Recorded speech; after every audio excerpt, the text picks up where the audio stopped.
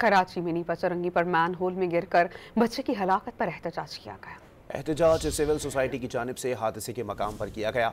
मुजाहिरीन ने टायर जलाकर सड़क ब्लॉक की और मेयर कराची के खिलाफ शदीद नारेबाजी भी की। एहतजाज के बाइस नीपा चौरंगी पर ट्रैफिक की रवानी भी मुअत्तल हुई।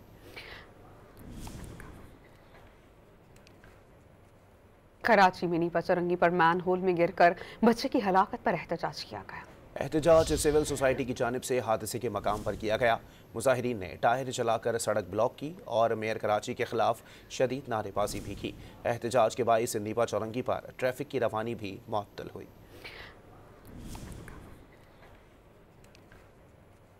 कराची में नीपा चौरंगी पर मैन होल में गिरकर बच्चे की हलाकत पर एहतजाज किया गया। एहतजाज सिविल सोसाइटी की जानिब से हादसे के मकाम पर किया गया। मुजाहिरीन ने टायर जलाकर सड़क ब्लॉक की और मेयर कराची के खिलाफ शदीद नारेबाजी भी की। एहतजाज के बाइस नीपा चौरंगी पर ट्रैफिक की रवानी भी मुअत्तल हुई।